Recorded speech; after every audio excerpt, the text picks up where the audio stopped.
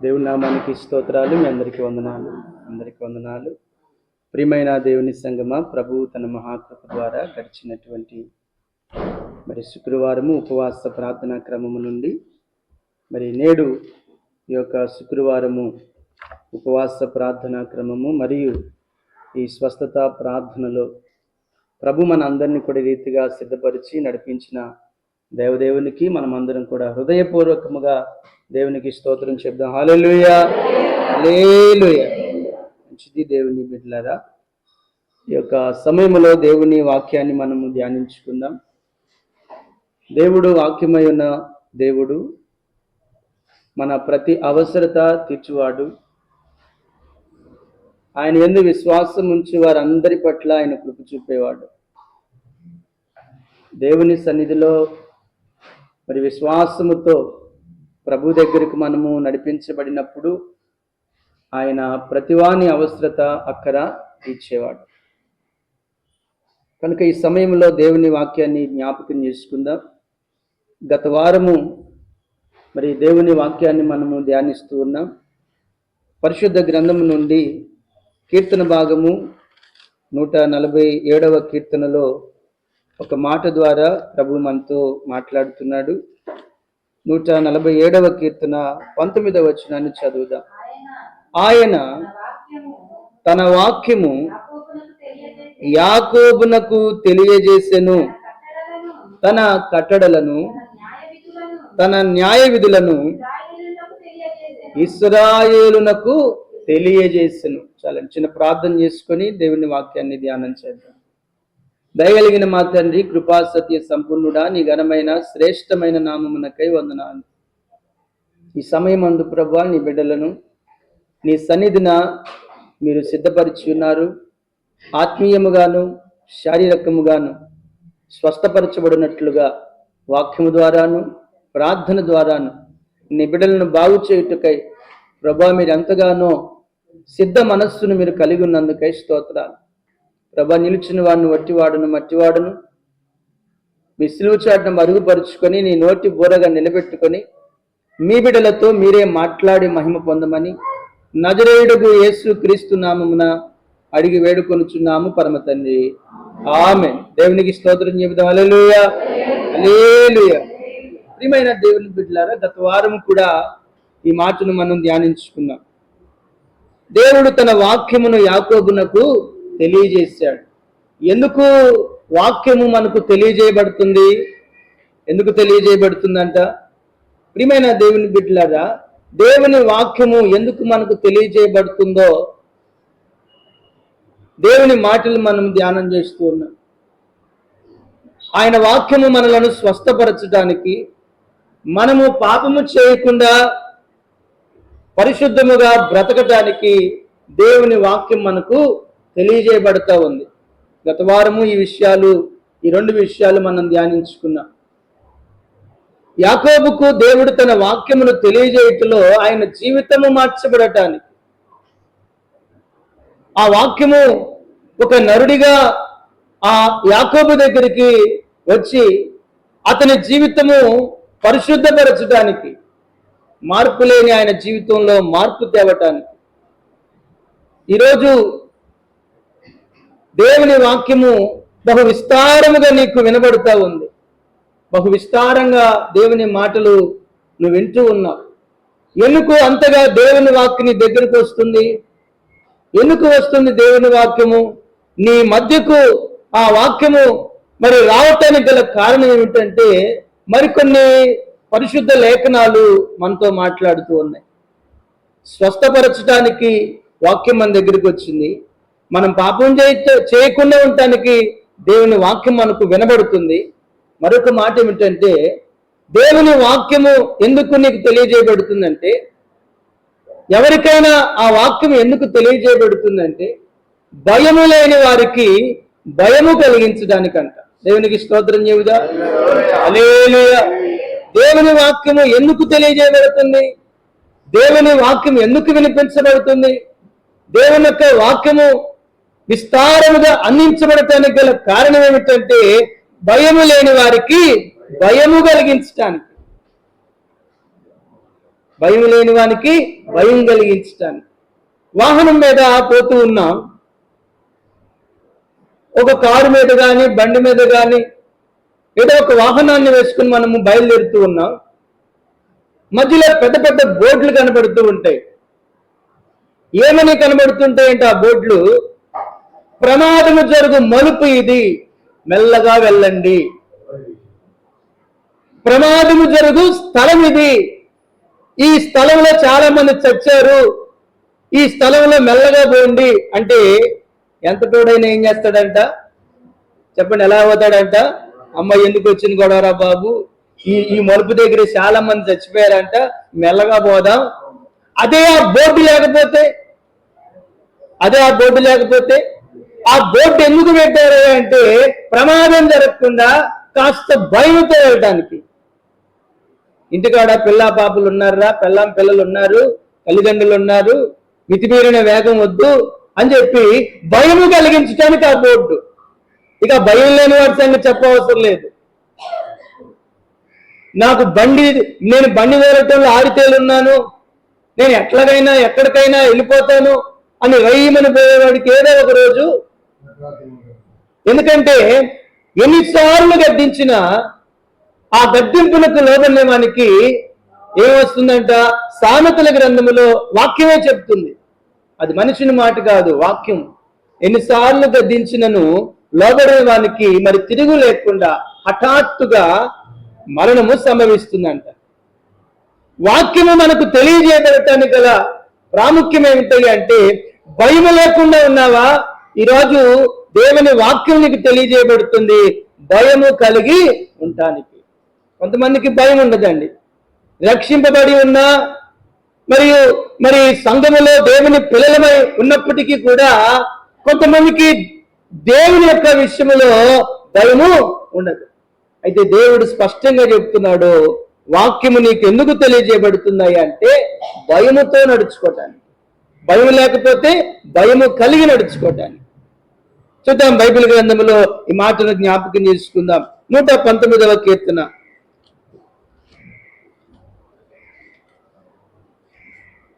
119వ కీర్తన 38వ వచనం చదువుదాం. నీవిచ్చిన వాక్యము మనుష్యులలో నీ భయమును పుట్టించుచున్నది, నీ సేవకునికి ఆ దేవునికి స్తోత్రం చేద్దాం. హల్లెలూయా. 119వ కీర్తన 38వ వచనంలో రాయబడింది, నీవిచ్చిన వాక్యము. దేవుడు మనకిచ్చినటువంటి వాక్యము మనుషులలో ఏం కలగజేస్తుందంట? భయము. నీ భయము, నిన్ను గుర్చిన భయం. ఎవరు గుర్చిన భయం అంట? ప్రభువుని గుర్చిన భయం. ఆ వాక్యము తెలియపరచుటలో యాకోబునకు ఎలాగో తెలియజేశాడో ఈరోజు మనకు తెలియజేస్తున్నాడు. నిజంగా 147వ కీర్తనలో ఒక మాట మనము ఆ వచనంలో చూస్తున్నట్లయితే, ఏ జనమునకు ఇలాగూ ఆయన తెలియజేయలేదంట. అందుకే చాలా మందికి ఆయన న్యాయ విధులు తెలియలేదంట. చాలా మందికి ఏం తెలియట్లేదు? ఆయన న్యాయ విధులు తెలియట్లేదు. యాకోబుకు చెప్పినట్లుగా ఏ జనమునకు చెప్పలేదు. యాకోబు కంటే ఒక యాకోబు కాదండి, యాకోబు అనబడుతున్నది మనుష్యుడు కాదు, ఒక జన సమూహం. అది దేవునికి స్తోత్రం చేయుదా. హల్లెలూయా. యాకోబు అంటే ఒక మనుష్యునికని కాదు, ఒక జన సమూహానికి, ఒక వంశానికి, ఒక జాతికి, యాకోబు నుండి వచ్చినటువంటి సంతానానికి, అనగా ఇశ్రాయేలు యొక్క జనాంగానికి వాళ్ళకు తెలియజేసినట్లు ఇంకెవరికి చెప్పలేదంట. వాళ్ళకి తెలియపరిచినట్లుగా ఇంకెవరికి తెలియచేయలేదు. అందుకే పౌలు మహాశయుడు ఎక్కడికి వచ్చాడంట? ఎవరి మధ్యకి వచ్చాడు పౌలు మహాశయుడు? అన్య జనాంగం మధ్యకి వచ్చాడు. ఎందుకంటే యాకోబుకు నాకు తెలియజేశాడు వాక్యము, యాకోబుకు న్యాయ విధులు తెలియజేశాడు. తెలియజేసిన వాళ్ళకు కూడా అసలు భయం భక్తి లేకుండా పోయింది. కనీసం తెలియని వాళ్ళకైనా తెలియజేద్దామని ఆనాడు పౌలు గారు ఓ గొప్ప తీర్మానంతో అన్య జనాంగం మధ్యకి వచ్చాడంట. తెలియని దేవుని న్యాయ విధులు ఎరుగని వారి మధ్యకి వచ్చి ఆయన న్యాయ విధులన్నీ ఆయన యొక్క ప్రేమ, ఆయన యొక్క కృప, ఆయన యొక్క మరి పరిశుద్ధత అంతే కూడా పౌలు మహాశయుడు అన్య జనాంగానికి తెలియజేశాడు. ఈరోజు ఆయన పుణ్యమే ఈరోజు మనము ఏమంట ఈ యొక్క వాక్యం మన వద్దకు కూడా వచ్చింది. మరి మన దగ్గరకు వచ్చిన వాక్యం మనతో ముగించిపోవాలా? లేదు. మనం ఏం చేయాలంట? మనం మరొకరికి ఈ వాక్యం తెలియజేయాలి. నువ్వు తెలుసుకున్న న్యాయము, నువ్వు తెలుసుకున్నటువంటి విధులు మరొకరికి తెలియజేయాలి. అందుకే యేసుప్రభు వారు కూడా శిష్యులకి చెప్పిన మాట అది, మీరు సర్వలోకమునకు వెళ్ళి సర్వ సృష్టికి సువార్తను ప్రకటించాలి. మీరు తెలుసుకున్నారు, తెలుసుకున్న సంగతి ఏం చేయాలంట? తెలియచేయాలి. అయితే తెలుసుకుని కూడా మనము భయముతో నడుచుకోకపోతే చాలా ప్రమాదం ఎదురవుతుంది. అది నేను చెప్తున్న మాట కాదు, బైబిల్ చెప్తున్నటువంటి సత్యం అన్నమాట. దేవుని బిడ్డలారా, ఈరోజు దేవుని వాక్యము మనకు తెలియజేయడానికి, ఎందుకంటే నీలో భయము కలగటానికి. వాక్యము లేకపోతే, అందుకే మరొక చోట అంటాడు భక్తుడు అంటాడు, ధర్మశాస్త్రం లేకపోవటం వలన జనులంట ఏం తప్పుతారంట? వాళ్ళు జనులు త్రోవ తప్పుతారంట, క్రమం తప్పుతారంట. ఆజ్ఞ లేకపోతే జనులు త్రోవ తప్పుతుంటారంట. దేవుని వాక్యము ఆజ్ఞగాను మరియు ఆయన యొక్క వాక్కుగా, ఆయన మాటగా మనకు తెలియజేయబడటంలో భయము కలిగి ఉంటాను. భయం లేదా ఈరోజు దేవుని వాక్యం అంటే? దేవుని వాక్యం అంటే పెడచెవిని పెడుతున్నావా? దేవుని వాక్యం అంటే నిర్లక్ష్యం చూపుతున్నావా? దేవుని వాక్యం అంటే నాకు కాదు అని అనుకుంటున్నావా? ఇదిగో ఆ వాక్యము అటువంటి భయం లేని నీకు భయము కలిగించడానికేనని పరిశుద్ధాత్మ దేవుడు ఈరోజు మనకు ఆయన జ్ఞాపకం చేస్తున్నాడు. ఏమిటా వాక్యము? ఏమిటా వాక్యము? చూద్దాం. బైబిల్ గ్రంథములో ఒక వ్యక్తి భయపడ్డాడు దేవుని వాక్యాన్ని చూసి. ఎంతలా భయపడ్డాడు అంటే చచ్చిన శవమైపోయాడు. కాలు చేయి పడిపోయింది, మాట రావట్లేదు, బిత్తరు చూపులు చూస్తున్నాడు, ఒక పిచ్చివాడి వలె మిగిలిపోయాడు. ఎవరో తెలుసా? వ్యక్తి ఆ వాక్యము మరి కనబడినప్పుడు తెలియని భయం వచ్చేసిందంట. ఆ వాక్యం కనబడినప్పుడు దానియేలు గ్రంథములో కనిపిస్తున్నాడు నెబుకద్నెజరు కుమారుడు బెల్షస్సర్ అండి. చూడండి దానియేలు గ్రంథము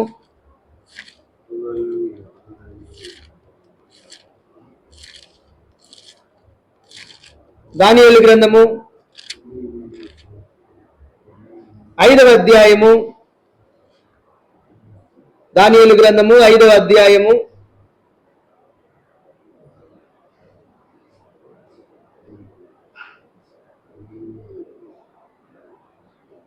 1వ వచనం నుండి కొన్ని మాటలు చదువుదాం. రాజు బెల్షస్సరు తన అధిపతులలో 1000 మందికి గొప్ప విందు చేయించి ఆ 1000 మందితో కలుసుకొని ద్రాక్షరసము త్రాగుచుండెను. బెల్షస్సరు ద్రాక్షరసము త్రాగుచుండగా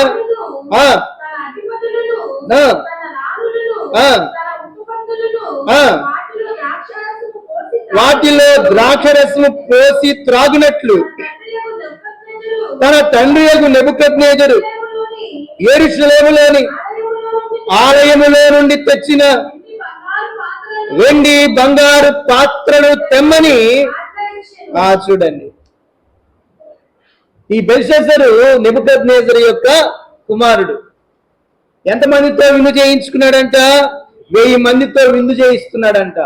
మరి చేయించుకోవాలి శుభ్రంగా, చక్కగా 1000 మందితో చక్కగా విందు చేసుకొని ఆ విందులో ఆ వడ్డిస్తున్నవేవో ఆహార పదార్థాలేవో మరి చక్కగా తిని ఆ సంతోషం గడిపిపోవచ్చు కదా.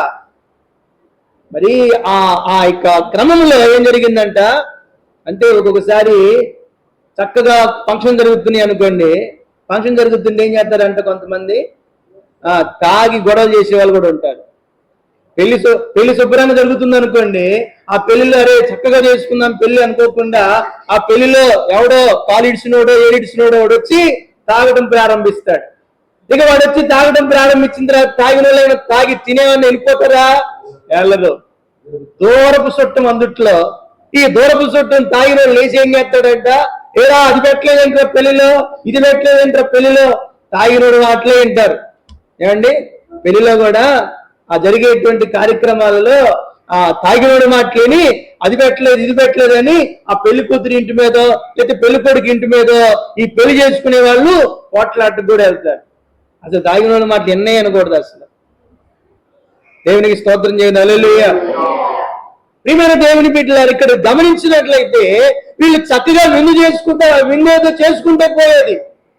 వీళ్ళు చేసుకునేటప్పుడు ఎవడు తాగాడో, ఏ తాగినోడికి తిమ్మిరెక్కిందో, అరే మీ నాన్న ఎవరు నాన్న బెల్షస్సరు నాన్న, అరే మీ నాన్న అప్పుడెప్పుడో పాత్రలు తెచ్చాడురా, అయ్యే దగదగా మెరుస్తున్నాయి, అందులో పోసి తాగితే మాకు మంచి కిక్కెక్కిద్దురా. అందుకని కోసం ఏం చేశాడంట, ఈ బెల్షస్సరు శుభ్రంగా ఆ నెబుకద్నెజరు దేవుని మందిరములను ఉపకరణాలు ఏవైతే ఆయన తీసుకొచ్చాడో వాటిలో ద్రాక్షరసం తాగలని తిమ్మిరి వచ్చిందండి వీళ్ళకి. అసలు ఆటలో పోసుకొని తాగలని తిమ్మిరి ఏంటండి ఆ పాత్రలు. ఉపవాస ప్రార్థనలు మనం చెప్పుకున్నాం కదా, దేవుని మందిరపు ఉపకరణాలు అంటవి, ఆయన మందిరంలో వాడుకునేటువంటి పాత్రలు అవి. వాటిలో ఉపయోగించుకొని వాటిలో ఆ ద్రాక్షరసం త్రాగుతూ వాళ్ళంత భయం లేకుండా జీవిస్తున్నారని, అందులో తాగాలని ఆలోచన వచ్చిందంట. ఆయనకు వచ్చిందో, ఆయన దగ్గర ఆ 1000 మందిలో కూడా వచ్చిందో, కానీ వీళ్ళందరూ కలిసి ఆ బెల్షస్సరు చెప్పిన మాట ప్రకారంగా వాటిని తెచ్చి వాటిలో పోసుకొని తాగుతున్నారంట. చూడండి, దేవుని మాట మనం గమనించినట్లయితే 4వ వచనం చదువుదాం. వారు బంగారు, వెండి, ఇత్తడి, ఇనుము, కర్ర, రాయి అను వాటితో చేసిన దేవతలను స్తుతించుచు, చూడండి, దేవుని ఉపకరణాలను తీసుకొచ్చి అందులో ద్రాక్షరసం పోసుకొని ఎక్కడ చేస్తున్నారంటే కార్యక్రమాలు, బంగారము, వెండి, ఇత్తడి, ఇనుము, కర్ర, రాయి అని వాటితో చేయబడినటువంటి దేవతల దగ్గరికి వెళ్ళి అక్కడ స్తుతిస్తూనంట ఈ పరిశుద్ధ ఉపకరణాలలో మద్యం పోసుకొని త్రాగుతున్నారంట. మన ఇంటికి ఎవరైనా చుట్టం వచ్చారనుకోండి, మన ఇంటికి వచ్చిన చుట్టం తెలియకుండా అత్తగారో మామగారో లేకపోతే కుటుంబ సభ్యులు నువ్వు తినే కంచంలో తీసుకొచ్చి అన్నం పెట్టారు, నీ పల్లెంలో అన్నం పెట్టి పక్కనకి పెట్టారు, ఏమైంది తర్వాత చెప్పండి? సైలెంట్ గా క్లాస్ ఉండిద్ది అనమాట. ఇంట్లో అతిథి వెళ్ళిపోయిన తర్వాత నా కంచంలో ఎవడబెట్టమన్నాడు, చూడండి, మనం తినే కంచమే మనం అందులో పోసి ఎవడబెట్టమన్నాడు అనేటువంటి ఆలోచన మనకు వస్తుంది. చూసారా? మరి దేవుని ఉపకరణాలంట. పోతే నువ్వు తాగితే తాగు, చందనంలో ఆడుకో, అన్ని కాక ఎక్కడంట ఆ ఉపకరణాల్లో పోసుకుంటూ దేవుడంటే గిట్టనటువంటి వాటి మధ్య చేరి ఏం చేస్తున్నారంట, వాటితోటి చక్కగా తందనాలు ఆడుతున్నారంట. దేవునికి కోపం వచ్చింది. అందుకే ఒక వాక్యం రాశాడు ఆయన. చూడండి, 5వ వచనం చదువుదాం. ఆ గడియలోనే మానవ హస్తపు వేళ్లు కనబడి దీపము దగ్గర రాజు యొక్క నగరు గోడ పూత మీద ఏదో ఒక వ్రాత వ్రాయిచున్నట్టుండెను. రాజు ఆ హస్తము వ్రాయితో చూడగా అతని ముఖము వికారమాయను, అతని మనస్సునందు కలవరపడగా అతని నడుము కీళ్లు వదిలి అతని మోకాళ్ళు గడగడ వణుకుచు. చూసారా? ఏందంట కనబడింది? ఒక మానవ వస్తువుల ఒక వస్తువు వచ్చంట ఆ గోడ మీద ఒక వ్రాత రాసా. ఆ వ్రాత ఏంటో కూడా ఆయన తెలియట్లా, ఆ మాట ఏంటో కూడా తెలియట్లా. ఆ చేయి ఆ మాట రాస్తేనే ఏమైపోయారంట, ఇతనికేమో గడగడ వణికిపోయాడంట, మనసులో కలవ వచ్చిందంట, నడుము దగ్గర ఉన్న కీళ్ళు జారిపోయినాయి అంట. నడుము దగ్గర కీళ్ళు ఏమైపోయినాయి అంట, జారిపోయినాయి. చూడండి, ఏదైనా భయంకరమైన వార్త వింటే మన శరీరం ఎంత కూలబడిపోయిద్దో అట్లాగా ఆ వాక్యాన్ని చూసిన ఈ వ్యక్తి నడుములు జారిపోయినాయి అంట. భయపడిపోయాడు, కీళ్ళు వచ్చి గడగడ వణికిపోతున్నాడు. ఇక ఏమిటా వ్రాత తెలియకపోతేనే అంత భయం వస్తే, ఇక తెలిస్తే ప్రాణం పోతుందేమో. ఏమంటే ఆ సమయంలో అదే మాట తెలిస్తే ఇంకొద్ది సేపట్లో చచ్చిపోతారనే మాట ఏమైనా కనపడింది అనుకోండి, ఇంకంతటితోనే కథం. ఆ భాష అర్థమైతే ఆ భాష ఇంకా అర్థం కాలేదు, ఆ వ్రాత ఏంటో తెలియట్లేదు, కానీ అతనికి ఎక్కడ లేని భయము వచ్చేసింది. దేవుని బిడ్డలాగా భయము లేని ఆ వ్యక్తికి ఏది కలిగించిందంట? భయము, వాక్యం కలిగించింది. ఏమిటా వాక్యము? ఎవరికి తెలియట్లా. ఈయన రాజు కదా, ఆ రాజ్యంలో ఉన్నటువంటి గాడిద విద్య గల వారిని, శోధ చెప్పేవారిని, ఇక చాలా రకాలైనటువంటి తత్వ జ్ఞానము తెలిసినటువంటి వారిని, బాగా చదవరులందరినీ కూడా తీసుకొచ్చారు. అదేంటో చదవండి అంటున్నాడు. ఏ ఒక్కడికి అర్థం కావట్లా. ఆ భాష ఏంటో తెలియట్లా, ఆ వ్రాత ఏంటో తెలియట్లా. అయ్యా, ఈ వ్రాత మా వల్ల కాదు, ఈ ఈ ఈ యొక్క వ్రాత ఏమిటో, ఈ భాష ఏమిటో మాకు తెలియట్లా. కానీ మేము మాత్రం ఒకటి చెప్తామయ్యా. ఎందుకంటే మీ నాన్నగారి కాలంలో ఒకడు ఉన్నాడు, అతడు దేవతల ఆత్మ కలిగినటువంటి వాడు. అతడు రాజు మీ నాన్నగారు మర్చిపోయిన కలనే చెప్పినవాడు. బహుశా ఆయన చెప్పవచ్చేమో, ఎందుకంటే దేవతల ఆత్మ ఆయనకున్నదని చెప్పాడు. మరి వెంటనే ఆయన పిలిపించినప్పుడు ఆ యొక్క బెల్షస్సరు దానియేలుని పిలిపించాడండి. దానియేలుని పిలిపించినప్పుడు దానియేలు ఆ వ్రాతను చూసి చదువుతున్నాడండి. ఏమిటా వ్రాత? దేవుని వాక్యాన్ని జ్ఞాపకం చేసుకుందాం. 5వ అధ్యాయము దేవుని మాట గమనించినట్లయితే 5వ అధ్యాయం 24వ వచనం చదువుదాం. కావున ఆయన ఎదుట నుండి ఈ అరచేయి వచ్చి ఈ వ్రాతను రాసిన శాసనం ఏదనగా మెనే మెనే టేకెల్ ఉఫార్సిన్, మెనే మెనే టేకెల్ ఉఫార్సిన్. ఈ వాక్య భావం తెలుగులో ఏమిటి? ఈ వాక్య భావం మనకు అర్థమైనటువంటి ఆ భాషలో రాయబడినది ఏమిటో తెలుసా? చదవండి. మినే అనగా దేవుడు నీ ప్రభుత్వ విషయంలో లెక్క చూచి దాని ముగించెను. ఆ టెకేలనగా ఆయన నిన్ను త్రాసులో తూచగా నీవు తక్కువగా కనబడితివి. పెరేసనగా నీ రాజ్యము నీ యొద్ద నుండి విభాగింపబడి మాదీలకును పారసీకులకును ఇయ్యబడును. చూసారా? మెనే మెనే టేకులు ఫార్సన్ అనే మాట ఇక ప్రవక్త దానియేలు వచ్చి ఆ వాక్య భావాన్ని వివరించినప్పుడు అప్పుడు ఆయన ఎంతగా మరి భయపడ్డాడో, దేవునికి ఏ విధంగా మరి ఆ మనస్సు మనం చూడవచ్చు, ఎంతగా భయపడ్డాడో. చూడండి, దేవుని వాక్యం ఎందుకు తెలియజేయబడుతుంది అంటే భయము లేని వ్యక్తులకు భయం. అమ్మో, దేవుడు చూస్తున్నాడు. మెనే మెనే టేకిల్ ఉఫార్స్. మెనే అనగా దేవుడు నీ ప్రభుత్వ విషయముల లెక్క చూస్తున్నాడు. ఇప్పుడు మనతో కూడా ప్రభు చేది ఈ వాక్యం మన దగ్గరికి కూడా వచ్చింది. ఇప్పుడు మెనే అని మనతో కూడా ప్రభు చెప్తున్నాడు. ఏమిటంట? నీ ప్రభుత్వ విషయంలో లేక నీ జీవిత విషయంలో దేవుడు ఏం చూస్తున్నాడంట? లెక్క చూస్తున్నాడు. నీ జీవితంలో దేవుడు లెక్క చూస్తున్నాడు.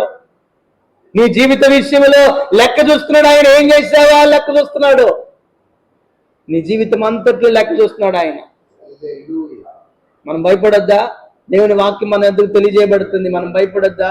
దేవుడు నా జీవిత విషయంలో లెక్క చూస్తున్నాడు. ఒక వ్యక్తి విమాన ప్రయాణం చేస్తున్నాడు. చాలా క్రిందటి ఒకసారి చెప్పాను ఈ మాట, మరొకసారి గుర్తు చేస్తున్నాను. ఒక వ్యక్తి విమాన ప్రయాణం చేస్తున్నాడు. విమాన ప్రయాణం చేస్తున్నప్పుడు ఒక మంచి ధనవంతుడు, బహుధనవంతుడు అనమాట. అయితే విమానం ప్రయాణం చేస్తున్నప్పుడు విమానంలో తేడా వచ్చింది. అర్జెంటుగా మరి ఆ విమానాన్ని ల్యాండ్ చేయాల్సి వస్తుంది. ఆ విమానాన్ని కిందకి దించాల్సి వస్తుంది. మరి కిందకి దించాల్సిన విమానము ఎక్కడ పడితే అక్కడ దిగిద్దా? విమానము దిగదు. విమానము ఎయిర్పోర్ట్ లో దిగుతుంది. దానికి విశాలమైన ప్రదేశం కావాలి, ఏ అడ్డంకులు ఉండకూడదు దానికి. అయితే అత్యవసరంతో ఈ యొక్క విమానాన్ని దించవలసి వస్తుంది. ఆ విమానంలో ప్రయాణం చేసేటప్పుడు ఆ హోస్ట్లు ఉంటారు, వాళ్ళు మరి అందరికి వచ్చి చెప్తున్నారు, అనౌన్స్ చేస్తున్నారు, విమానంలో ఒక ప్రమాదం సంభవించింది, అర్జెంటుగా విమానం దించవలసి వస్తుంది, బతికితే బతుకుతాము, చస్తే చస్తాము అని చెప్పారంట. మరి ఎట్లా ఉంటుంది చెప్పండి? ఇక ప్రయాణం చేసేటప్పుడు అయ్యో ఇన్ని డబ్బులు పోసి విమాన ప్రయాణం చేసి ఇప్పుడు విమానము ప్రాబ్లం వస్తే చస్తే చస్తాం, బతికితే బతుకుతామని వీళ్ళు ఎలా చెబుతున్నారు ఏంట అని అనుకుంటున్నారు అందరూ. అయితే అందరికీ అంట వాళ్ళు చెప్పారు, మీ ఇష్టదైవాలు మీరు కొలుసుకొని ప్రార్థన చేసుకోండి అని చెప్తుంటే అందులో ఒకడు ఉన్నాడు, ధనవంతుడు. ఆయన కళ్ళు మూసుకున్నాడంట. బతికించు ప్రభు అంటే భగవంతుడు మాట్లాడుతున్నాడంట. ఏం చేసావని బతికించాలరా అని అన్నాడంట. నువ్వు ఇంత ధనవంతుడు కదా, ఏం చేసావని నేను బ్రతికించాలి అనగానే ఒక్కసారి ఏం చేశాడో గుర్తు తెచ్చుకున్నాడంట. చిన్నప్పటి నుంచి తాను పెరిగిన దగ్గర నుంచి తాను ఒక ఉన్నతమైన స్థానంలోనికి, ఇదిగో ఇప్పుడు ఈ ట్రైన్లో ఈ యొక్క విమానంలోకి ఎక్కిన దాకా ఏం చేశాడో అని ఒక్కసారి నెమరు వేసుకున్నాడంట. పట్టుమంటూ ఒక 10 మందికి కూడా దానం చేయలేదు, ఇతరులను కనికరించలేదు, ఇతరుల పట్ల జాలిపడలేదు అనుకున్నాడంట. అవునయ్యా, ఓ భగవంతుడా, నేనేమీ చేయలేకపోయాను, ఇదిగో ఒక్క అవకాశం నాకు ఇవ్వు, నన్ను బతికిస్తే గనక నేనేం చేస్తానో నువ్వు చూపిస్తానన్నాడంట. సరే, ఎంతవరకు నిలబడతావని చెప్పి దేవుడు ఆ భగవంతుడు ఆ వ్యక్తిని బతికించాడు. బతికించిన తర్వాత తాను ఎంతటి ధనవంతుడో, ఎలాంటి కార్యాలు చేశాడో కళ్ళ ముందు కనపడ్డాయి అన్ని. ఒక్కసారిగా విమానం ఆ యొక్క అత్యవసర ల్యాండింగ్ అవుతున్నప్పుడు కళ్ళ ముందు కనపడ్డాయి. తనతో మాట్లాడుతున్న భగవంతుడు చెప్పిన ఆ విషయాలు గుర్తుపెట్టుకున్నాడు. నేను ఇంతవరకు ఒకళ్ళు మంచి చేసింది లేదు, ఈ డబ్బు ఎలా సంపాదించానో నాకు తెలుసు అని చెప్పి ఒక్కసారిగా అవన్నీ గుర్తెచ్చుకొని, ఓ భగవంతుడు ఒక్క అవకాశం అన్నాడంట. ఎవడు అవకాశం ఇచ్చాడు, బతికి బయటపడ్డాడు. బయటపడిన తర్వాత తాను బతికించిన దేవునికి ఏం చేశాడయ్యా అంటే, ఎలాగా ఇతరులకు ఉపయోగపడాలో అని తనకున్న ధనమంతయు కూడా ఏం చేశాడంట, అనేక మందికి విరాళాలు, అంటే మరి ఎవరికైతే అవసరత ఉన్నదో వారికి విరాళాలు చేయటము, మరి పేదవారికి, మరి వికలాంగులకు, అందరికీ దాన ధర్మాలు, అసలు అదివరకు వీళ్ళకి బిచ్చం కూడా పెట్టాలంట. అట్లాంటి వాడంట. చూసారా ఏం చేసావని? నీ జీవిత కాలంలో లెక్క చూస్తున్నాడు ఆయన. నీ జీవిత కాలంలో ప్రభు లెక్క చూస్తున్నాడు. ఏం చేసావని దేవుడు నీకు సహాయం చేయాలి. ఒకసారి పరిశీలన చేసుకోవాలి. అందుకే దేవుని వాక్యం మనతో మాట్లాడుతుంది, మనం భయముతో నడుచుకోవాలి. నీ జీవితంలో అక్కడ మరి ఆ యొక్క బెల్షస్సరు అన్నాడు, నీ ప్రభుత్వం అన్నాడు. ఇప్పుడు మనతో అంటున్నాడు, నీ జీవితంలో, నువ్వు జీవితంలో లెక్క చూస్తున్నావు. నీ జీవితాన్ని, నీ యొక్క బ్రతుకుని నేను లెక్క చూస్తున్నాను, నీ యొక్క ఆయుష్కాలాన్ని నేను లెక్క కడుతున్నాను. నువ్వేం చేస్తున్నావో అంతా నా దగ్గర లెక్కలు ఉన్నాయి అని ప్రభు అంటున్నాడు.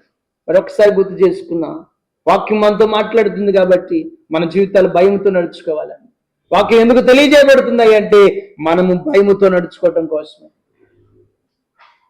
నీ జీవితంలో నువ్వేం చేస్తున్నావో, ఎలా నడుస్తున్నావో, ఎలా బ్రతుకుతున్నావో ఒకసారి పరిశీలన చేసుకోవాలి.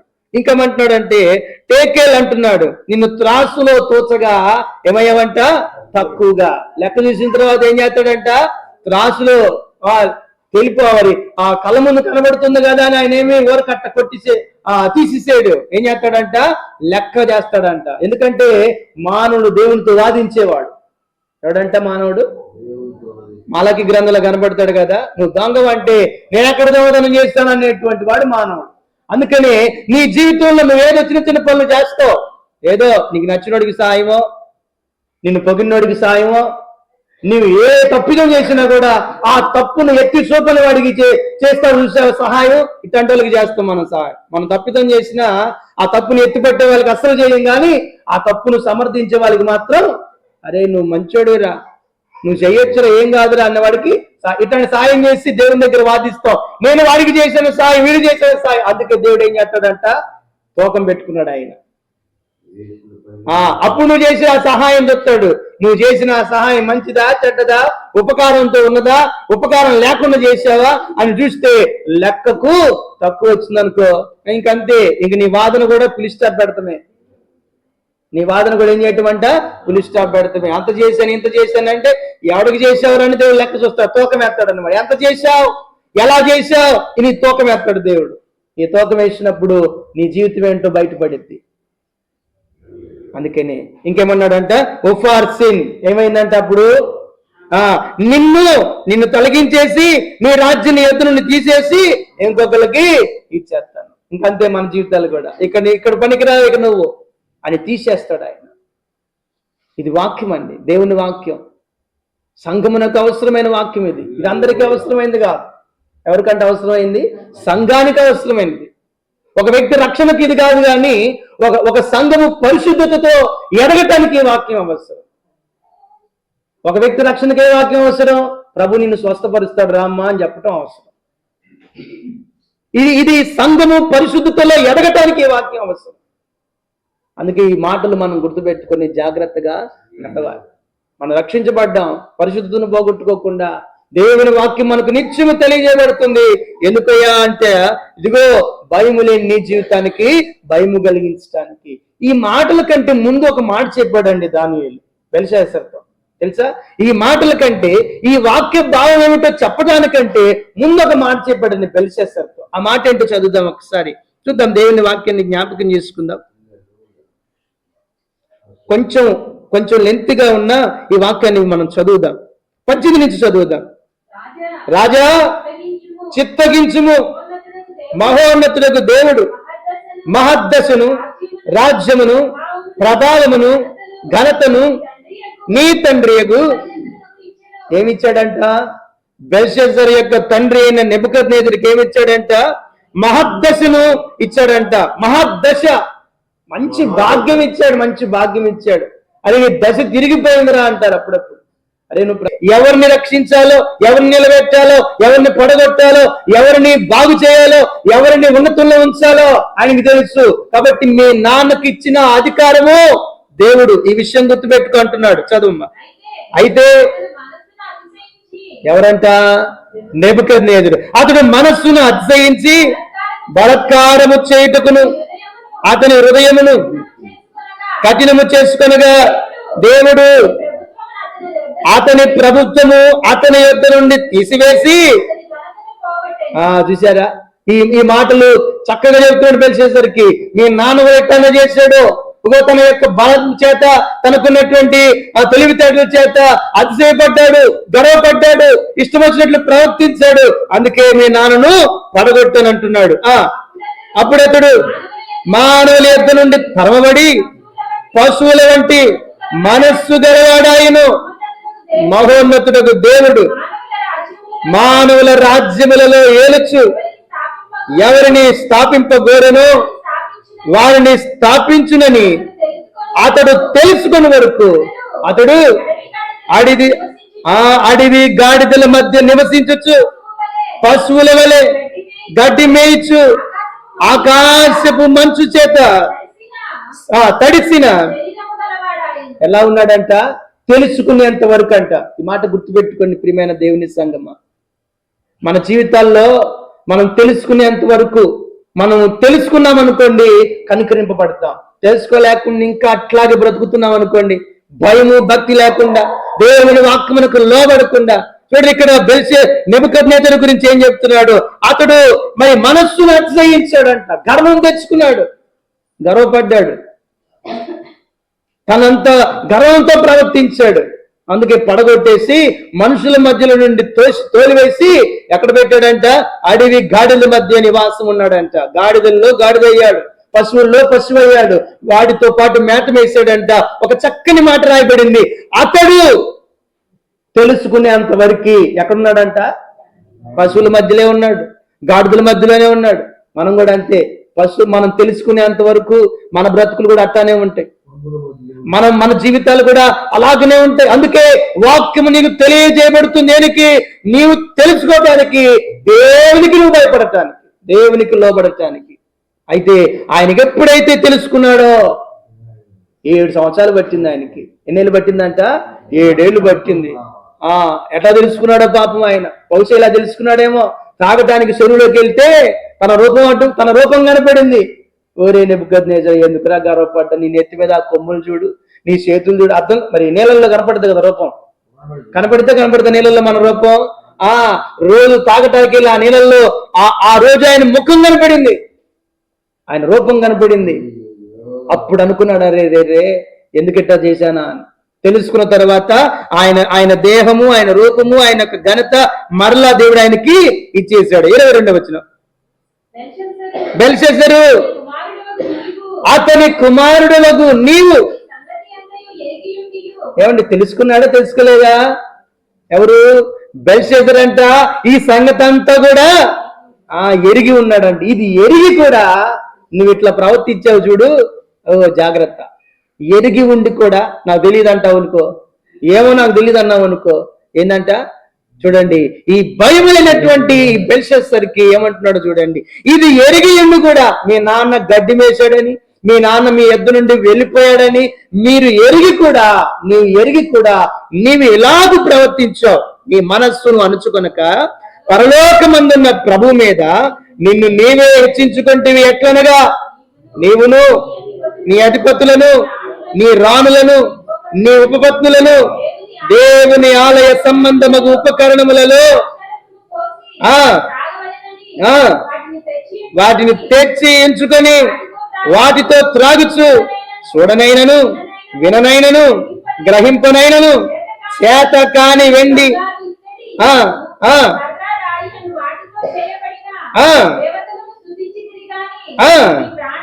నీ ప్రాణమును నీ సకల మార్గములను ఏ దేవుని వశమున ఉన్నవో, నీ ప్రాణము ఏంటంట, ఈ మాట బాగా చదువుదాం, నీ ప్రాణమును నీ సకల మార్గములను ఏ దేవుని వశమున ఉన్నవో ఆయనను నీవు గానపరచలేదు. ఇది చేసింది బెల్షస్సరు. ఏం చేశాడంట, దేవుని ఉపకరణాలన్నిటినీ అది ఎత్తుకొచ్చారు, వాళ్ళ తండ్రి ఎత్తుకొచ్చాడు. వాటితో ఈయన ఏం చేశాడంట, అందులో ద్రాక్షరసం పోసుకొని తమ అధిపతులు, రాణులు, ఉపపత్నులు అందరూ కలిసి ఎక్కడ చేశారంటే ఇవన్నీ తీసుకుని ఎక్కడికి వెళ్ళారంట, రాయి కర్ర అనబడి వాటి దగ్గరికి వెళ్ళి అక్కడ స్తుతిస్తుంటే దేవునికి కోపం వచ్చింది.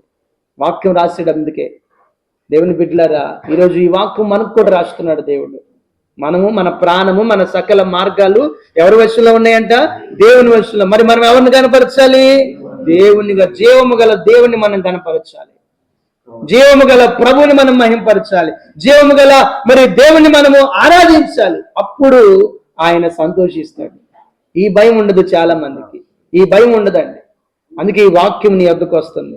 మెనే టేకిల్ ఉఫార్సన్ అనే వాక్యం నీ దగ్గరకు వస్తుంది. ఇదిగో నీ జీవితంలో దేవుని ఎంత భయపడ్డావో, దేవునికి నువ్వు ఎంతగా నీ జీవితంలో ప్రాధాన్యతనిచ్చావో ఆయన చూస్తున్నాడు. నువ్వు ఇచ్చావని వాదిస్తావా, తూకం వేసుకొని వస్తాడు ఆయన. ఎంత ఇచ్చావరా నాకు, ఎంత చేసావమ్మా నాకు అని దేవుడు తూకం వేస్తాడు. నువ్వు వాదించే వ్యక్తివనే చెప్పి ఆయన తూకం కూడా పెట్టుకున్నాడు దగ్గర.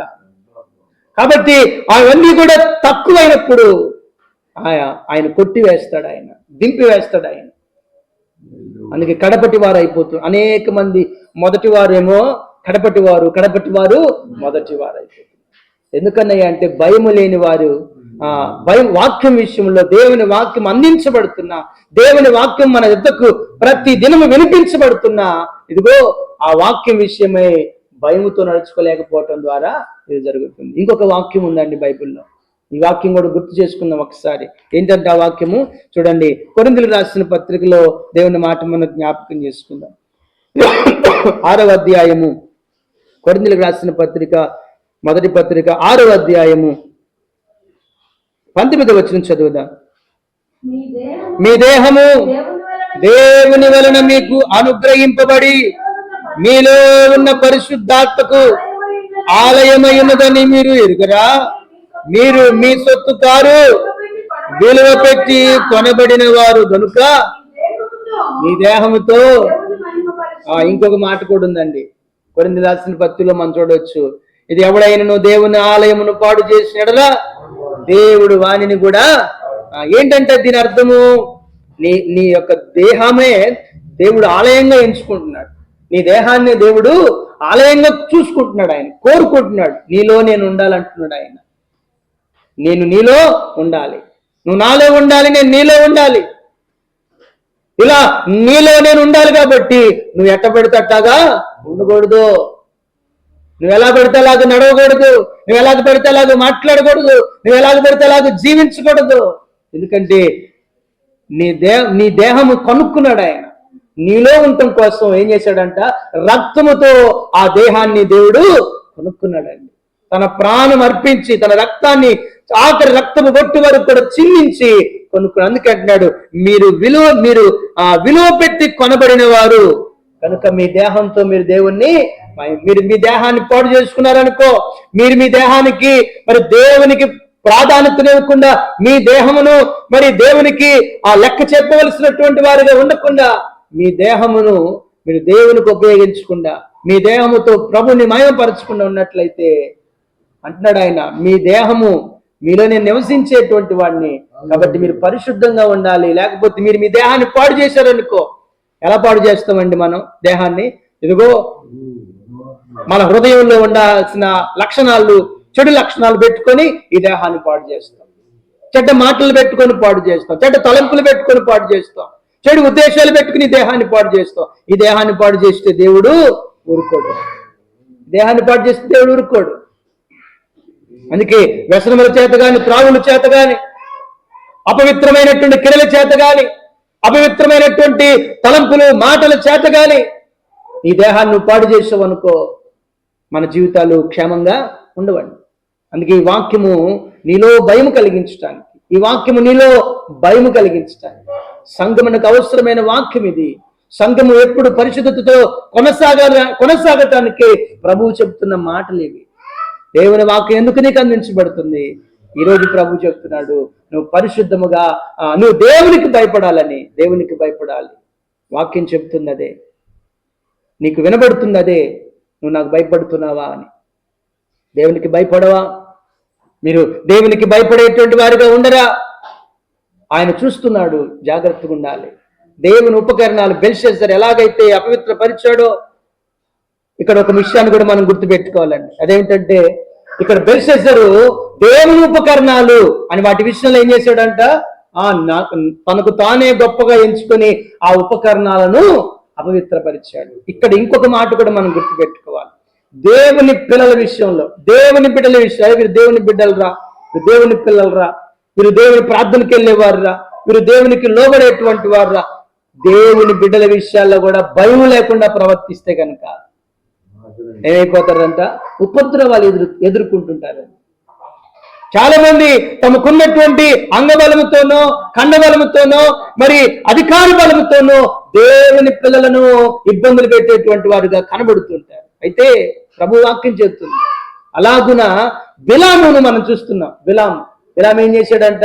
దేవుని పిల్లలు శపించడానికి బయలుదేరాడు. కానీ దేవుడు అతనికి వార్నింగ్ ఇచ్చాడు, అబ్బాయి వారు నా పిల్లలు, నా జోలికి నువ్వు వారి జోలికి వెళ్ళొద్దు అని చెప్పినప్పుడు ఈ బిలాము పైకి విన్నాడు, అలాగే దీవించాడు.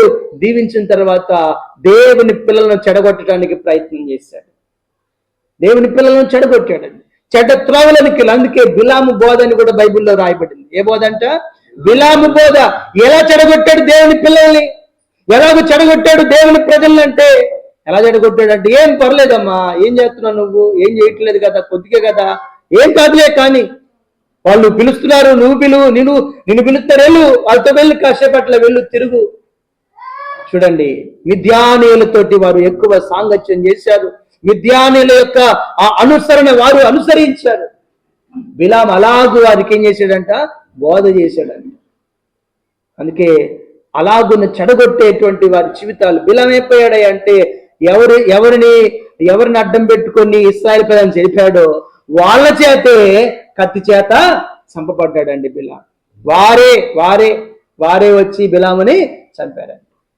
కాబట్టి దేవుని సంగమా, దేవుని బిడ్డలు గుర్తుపెట్టుకో, దేవుని బిడ్డల విషయంలో కూడా జాగ్రత్తగా నడుచుకోవాలి. అమ్మ వాళ్ళు దేవుని పిల్లలు మనకెందుకు రావాలి జూలు అన్నట్టుకుండా దేవుని యొక్క మార్గములో మరి ఎంతో విధేయులుగా నడుచుకుంటూ, వాక్యము ఎందుకయ్యా అంటే, ఇదిగో భయము లేని వారికి భయము కలగజేయటానికి, నిర్లక్ష్యంగా ఉన్న వారికి ఇదిగో భయం కలిగించడానికి, అజాగ్రత్తగా ఉన్నవారికి భయం కలిగించడానికి, అవిధేయతలో ఉన్నవారికి భయం కలిగించడానికి నీవు తెలుసుకున్నావు అనుకో, నీ జీవితం ఎంతగానో దేవుడు కనికరిస్తాడు. కాబట్టి ప్రభు చెప్పిన ఈ మాటలు మన హృదయంలో భద్రపరుచుకుందాం. మనము దేవుని వాక్యము నీకు నిత్యం వినబడుతుందా? నువ్వు మరింత జాగ్రత్తగా ఉండు, మరింత భయంతో ఉండు, మరింత విశ్వాసంతో, మరింత భక్తితో, మరింత ప్రార్థనతో, మరింత పరిశుద్ధతతో నడుచుకో. తప్పకుండా ఆయన అద్భుతమైన కార్యాలు మన జీవితాల్లో దేవుడు మనకి జరిగిస్తాడు. ఇంకా మరి దేవుని వాక్యం ఎందుకు తెలియజేయబడుతుందో మరికొన్ని మాటలు ప్రభు చిత్తమైతే మరొక వారం ధ్యానం చేద్దాం. అప్పటి వరకు ఆయన మనకు తెలియపరిచిన ఈ విషయాలు గుర్తుపెట్టుకుందాం.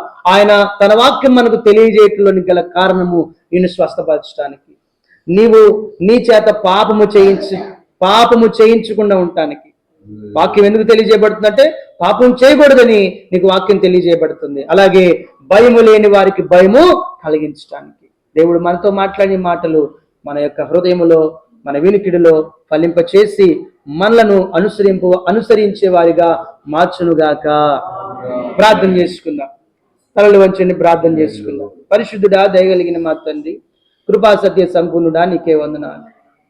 మా ప్రభువా, ఈ యొక్క మధ్యాహ్న కాల సమయంలో నీ బిడ్డలతో మీరు మాట్లాడిన మాటలను బట్టి నాయన నీకు వందనాలు చెల్లిస్తున్నాం. నిజమే, నిత్యము వాక్యం మాకు తెలియజేయబడటానికి గల కారణం నాయన మేము భయముతో నడుచుకోవటానికి, భయము లేని వారు భయముతో నడుచుకోవటానికి ఈ వాక్యం తెలియజేయబడుతుందని సెలవిచ్చాను. అవును ప్రభా, ఇంకా ఎందరు భయం లేకుండా జీవిస్తున్నారో అయ్యా, రక్షింపబడి కూడా, రక్షణ అనుభవంలో ఉంటూ కూడా, సంఘ సహవాసంలో ఉంటూ కూడా, ఎదుగో తండ్రి, వాక్యం అంటే, దేవుని సన్నిధి అంటే, దేవుని సహవాసం అంటే భయము అయినటువంటి వారికి కూడా ఇదిగో వాక్యము భయము కలిగిస్తుందని సెలవిస్తున్నావు. నీవిచ్చిన వాక్యం మనుషులలో భయము పట్టించుతున్నదని సెలవిచ్చావు. నిన్ను కూర్చున్న భయం కలిగిస్తున్నది. అవును ప్రభా, మేము అలాగా భయముతో నడుచుకోవటానికి సహాయం చేయండి. మేము అలాగ పరిశుద్ధతతో నడుచుకోవటానికి సహాయం చేయండి. నీ కృప తోడుగా మాకుంచి మేలు చేయమని నజరేయుడగు యేసు క్రీస్తు నామమున అడిగి వేడుకొనుచున్నాం పరమ తండ్రి. ఆమేన్.